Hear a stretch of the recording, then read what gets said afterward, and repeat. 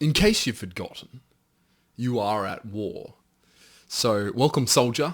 Hopefully you've smartly picked the winning team, the winning allied army, and that we are going to march on the rest of these misbegotten fools, destroy them, and reap our rewards.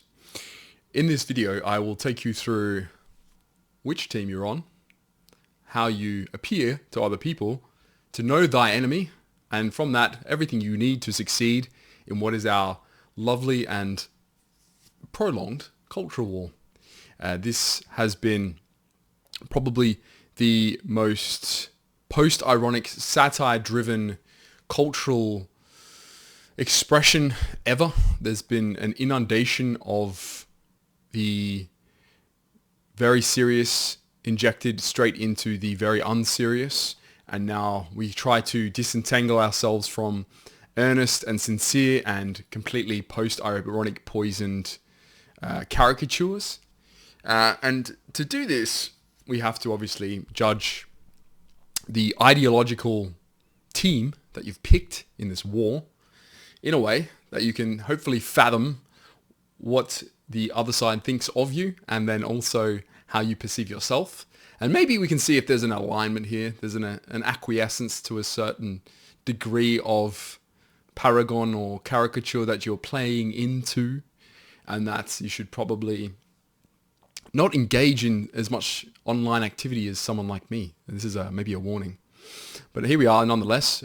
So you need to know your enemy. I am IP Grimley from the historical classic Hogs of War, and I'm here to tell you everything you need to know about war, part 1, most important part. So we can start here. I've gathered what is, I consider, the archetypal warriors of this cultural war that we're so happily engaged upon. In this, I have done a very reductionist version of the axis from left to right, as everyone's familiar with it, where we go very collectivist to very individualist. And in the middle are all the lovely functions or categories or products of our age, whereby you apparently pick an ideology and put up the banner of your team, and then you proclaim that you are for the mission, and you get in line, soldier, and you try and shoot the enemy. Now, obviously, this is the most pathetic war we've ever engaged in because it's 99% online, and when we do see the manifestation of these wills contesting reality, it is a very sad affair. Nominally in what is known as, in America at least, protests, they call them, which will either be an actual protest with very soy-wristed men masking themselves in black and red, or on the other end of the spectrum, violent rioting disguised as a protest, whereby we are pretending to be affronted by something and then using it as an excuse to steal televisions. And the other side of the spectrum is the freedom fighters, who will slowly waltz into the Capitol building and take some souvenirs and slowly waltz out and then be prosecuted for 15 years into jail, which is also some bizarre post-irony happening that we have to deal with apparently. So anyway, starting on the left with the collectivists, I think what we can understand by everyone who pegs themselves as a Marxist is that they are the warriors for all of us. They're fighting the fight so that we can all have enough to eat every day, and we all have the exact same, I want to say, outlook and ideology. We're all socialists for the good cause. And if you're not, then we will make you one through use of force and violence, as the communists of old had to do, even though that wasn't true communism. The expression of communism is obviously very, well, it's a parallax that's wholly dependent on whereabouts you are located in your time of life or in general in the world. But we have no true Scotsmen, I should say, or no true communists on the left here, where they definitely see themselves as these freedom fighters, ironically restricting freedoms, but nevertheless, this is how we are. And then obviously we can probably all relate, fairly familiar to the, once again, if you've been online enough, the theory reader, and have you read theory? And talking about theory and praxis is something that is a word rather than an actuality, a manifestation of your will. It's something where you can point to how much theory you've read, how many post World War II French philosophers you can cite, how much recitation of Marx can you do, and if you know who Engels is, and if you knew that Marx and Engels were friends, etc. A lovely, lovely group of people who have claimed the color red, unfortunately, which is a very nice color, which we're sad about. When you gravitate towards a more practical, and by this we mean actual electable and political force, you become a liberal, or as the right in America calls them, libtards. And I think this is probably a very apt description of 90% of what is the post-social justice warrior. You would want to say someone who's very engaged in not policy necessarily, but definitely conceptual progressiveness in a limited space, mostly focused on things like bodily autonomy. And this is where you probably get a lot of the transgressions against the doctors who have taken a stance or against things like transgender surgeries, but as well as I think abortions is quite a hot topic right now, and I'm sure we'll be again sometime in 8 years or 4 years when there's another election, and we'll all forget that the legislation around abortion is a very complex problem, and we'll reduce it to a very easy slogan of women's rights or something like that. And so obviously we'll see these women as very strong, independent, and it is mostly women. It's also groveling, sycophantic men who are trying to, I think they call them pick-me's now in newfangled lingo, but in general, these are beta males who are trying to reflect and respond to a female sentiment around, if she thinks I'm a good guy, then she'll date me. This is where you got that nice guy in that libtarded area who's very liberal and progressive, and obviously is a big pro for women's rights, which I guess is in contrast to men who hate women to some degree on the other side, I guess. But I'm not too familiar with that side either. We can go into that. In the middle, we have the enlightened centrist. So Thomas Paine here, I think, is the paragon for sure. If you don't know who Thomas Paine is, he was a intellectual in the 18th century who wrote extensively on the freedoms of man, and he advocated quite strongly for the founding of America and the forefathers. And then it was also he sat in French Parliament during its Republican era, and he lived his virtues, and I think it was obviously punished for them as well in that regard. Opposite to this is the everyone's favorite fedora atheists, who's enlightened by his own intelligence, and in doing so obviously represents what I would consider the midwit tier normie placeholding, and this is where we get into the Reddit territory of opinion holding. If you go to Reddit politics, if you go to Reddit news, if you go to any of the large subreddits, you will find a plethora of these morons spouting off very milquetoast and middle center of the road opinions, as if they are worthy of anyone thinking about or spending time on, and as if they are good to hold as the reasonable position. Because obviously reason has gotten us, reason will prevail, but reason has gotten us to where we are today, and that is obviously such a good spot that we should continue down this path of being reasonable, because we can placate and we can offer crumbs to everybody, and so everybody's happy, right? That's how what's been working. To the right side of these is the very wholesome religious sect who are not annoying at all, throwing Christianity, which they discovered in the last 2 years, in your face, and or making sure that you know about their very curiously chosen sect of a specific type of sub-religion underneath Catholicism that doesn't necessarily abide by anyone but St. Thomas Aquinas or some other saint who wrote a very obscure and recondite tract in 1284, and how you should also be Deus Vult. And obviously the Pope is either truly representative Catholicism or he's not. I'm still yet to understand how the relationship with the Pope works, but obviously he's also bothering God. And we can all kind of understand that, yes, we all want to be this heroic, muscular Jesus or this saintly, virtuous Mary. But in reality, obviously, we're just very annoying people bothering someone that if God does exist, I don't think he wants to hear about your life and palaver. It is boring and obnoxious to bother someone about this stuff. Keep your life to yourself. That is all. To the right of this, we have what is the Übermensch.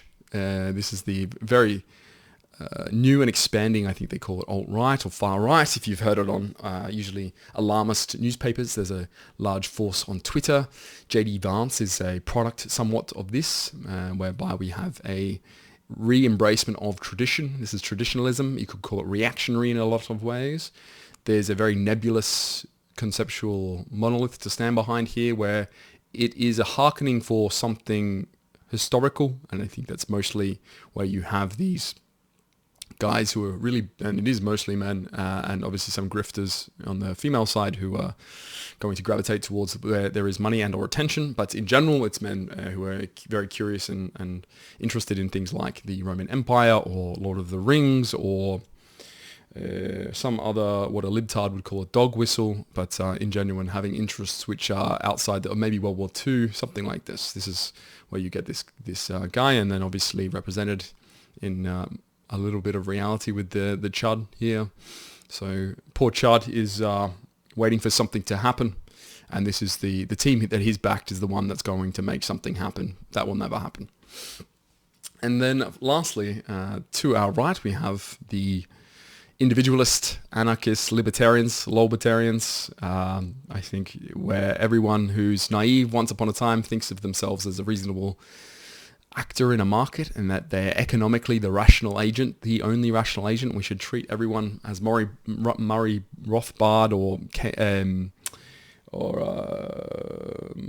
maybe the Milton Friedmans of the world would treat us, is everyone deserves their own rights and minimal government oversight, until you meet people and then you realize that they need as much government as possible because they are functionally spasticated.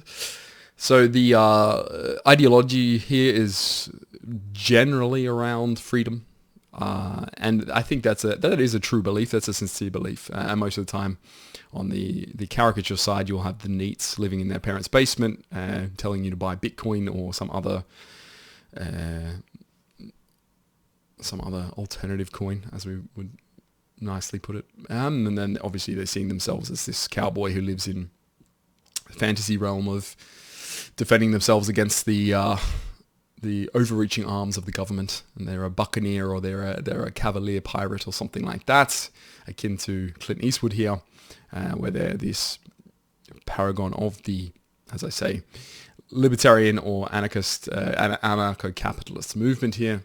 And you maybe have an intellectual arm here, which might be akin to the Austrian economists, which I am also necessarily partial to, I should disclose that. But in general, that's how we can perceive this reality of a paragon to caricature being played out. And that, I would say, once you've had a look at all these very nicely arranged pictures I put here for you, that you should know, if you're closer to the paragon, then you are actually living the virtues and living in the ideology that you are trying to pursue.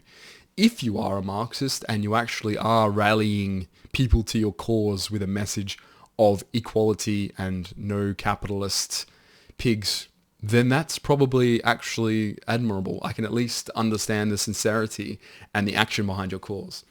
If, however, you are listening to a podcast and following a podcaster on a subreddit or some other internet doldrum and laughing snarkily at how funny they are about all these idiot capitalists whilst wearing your $25 H&M pants, you should probably take a look in the mirror and understand that you're not making much of a difference, and you should probably reorientate your personal views to be much more reflective of the lackadaisical libertarian person that you're resembling, and or liberal in general.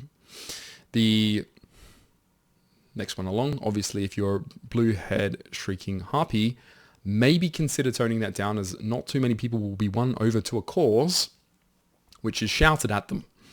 And now you can proffer certain views in a very vociferous way that can be persuading, But in general, if you're an unappealing person, then the ideas you hold become unappealing by association to you.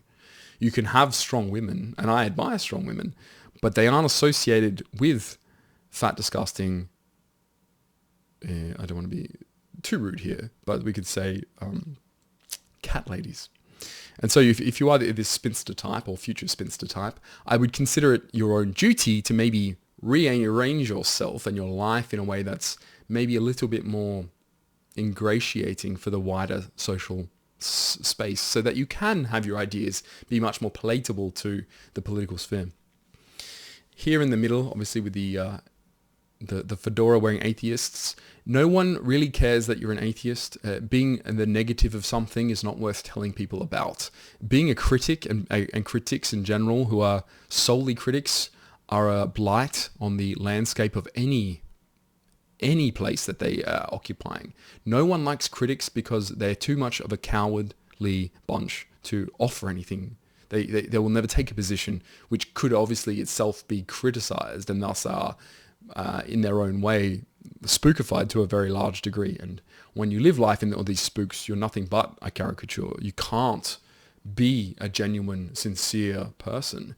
And this is where you see these, and mainly enlightened centrists would be someone like Sam Harris or Daniel Dennett or Jordan Peterson even, which is now veered off into this religious conservative nonsense. But in general, that's where you get these really annoying podcasters who are spouting off, what is the other fat chap?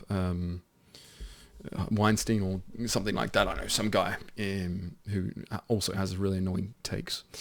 And then in the anti-penultimate here, we have the, as I said before, Jordan Peterson's tier God botherers, where there's a emphasis on a very, I would say, propaganda style attribution to religion here, where it's, you must know I'm religious, and in everything online that I talk about, it has to be circumscribed, or at least related back to the fact that I am religious, and you must know that I'm this very specific type of Christian or Catholic, or that I converted, and it becomes very annoying. I think you need to go back and read the things that you write when you're this type of deranged, where it's you trying to convince yourself that you're religious in a way that you think that that's somehow allowing you to be ethical by default. It's the association to a historical ethics. When you consider what the church and what most of the people who are in churches are and have done, I'm not actually sure why you'd want to be a Christian. There's been a very long time since Christians ever won a war or had a fighting force or had anything that was an admirable strength cause to them. Men basically stopped fighting in the name of God a long time ago, and then used God much more as a crutch around staving off death. And so if you're a scaredy cat, then obviously that's fine, but try and cloak your cowardice in something else maybe. Religion is just a very annoying way to do that. It's also, I would say, quite a intellectually stifling way to just orientate your life in a small void that's already fixed. So you're not taking a risk. There's no risk to the thought because it's already prescribed for you and all the materials are there. The penultimate one here, being the far right, I think veers off in two territories. If you actually do admire what is the idea of an Übermensch, and that's what we can boil it down to in a lot of ways. There's a huge push here for having someone who is the best version of themselves in a way that is sincere. But obviously you get very strange and bizarre variations of this, where you have a lot of almost cult-like following. Now, cults can be good things. I'm not necessarily anti-cult here. But I think you have to maintain a certain level of, not grounding even necessarily, but philosophical centralization on what actually is the important thing that I'm supposed to be living here.